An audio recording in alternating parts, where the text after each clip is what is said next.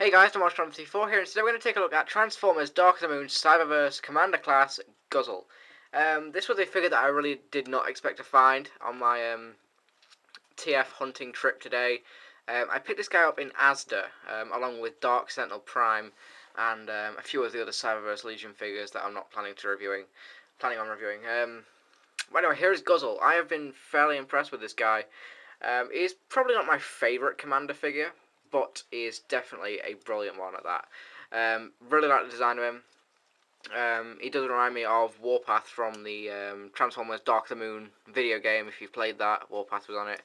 I think he's got the same tank mode, and the robot mode looks very, very similar. So hopefully we'll see a repaint soon. Maybe not. I don't know. But anyway, here is Guzzle. I really do not know anything about the character of Guzzle. Yeah, I don't know anything about him. He looks like a wrecker. I don't know if he is a wrecker. I haven't read up on him. But he does remind me of a wrecker.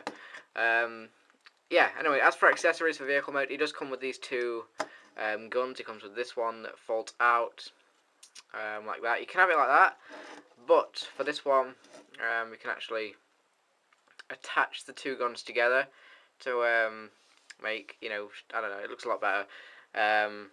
Yeah, that's his gun for robot mode. I personally think he looks a lot better without the guns. I think this tank in real life doesn't have anything on the top. I think this is just how it is in real life. Don't hold me to that because I don't know a lot about tanks. But overall, this is a fantastic looking vehicle mode. You can kind of see his head under there, but nothing too bad. He does have some nice paint apps as well. He has some nice silver along here. He does have some writing there. C313, no idea what that is. He's got a kind of a square thing, whatever the hell they are. Nice, I don't know, triangle things? I don't know what the hell they are. Yeah, the treads are painted a little bit of a lighter green than what the main body is. And that's about it, and the turret is grey. So, there we go for vehicle mode. Let's get him transformed into his robot mode.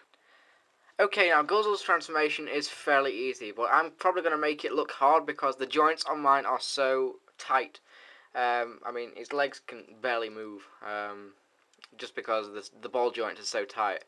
Anyway, what we're going to do, I'll lift these pieces up, there are his hands.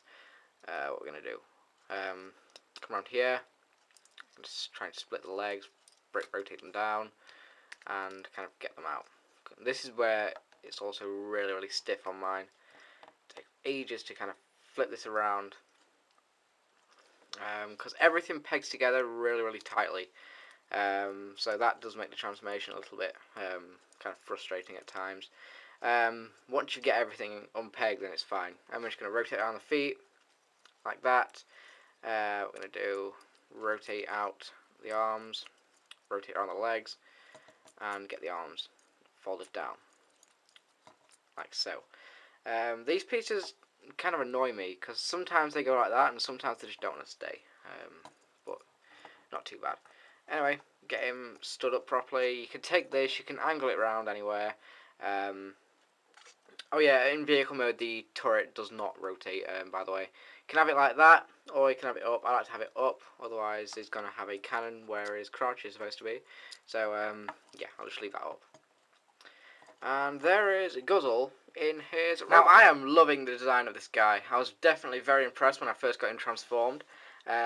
He is just a very impressive little figure. He definitely does remind me of Warpath from the Dark of the Moon game. I know I've mentioned that already, but he reminds me even more in robot mode. Very, very cool. He's got these really broad shoulders and really long arms, which makes him look like a proper boss.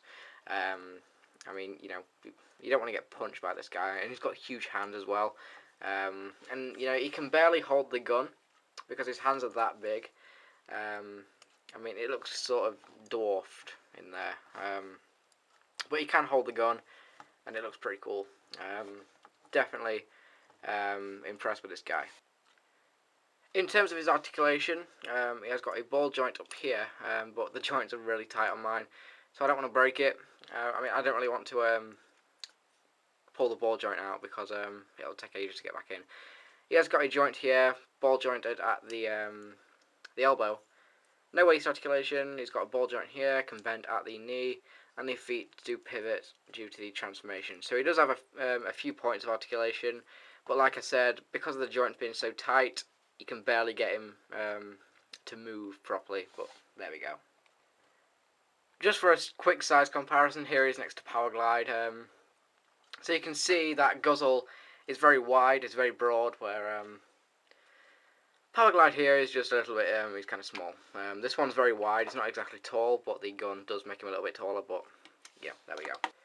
Overall, I think that Guzzle is an amazing figure, and I really highly recommend him. He looks great on your shelf, and he's just a lot of fun to mess around with.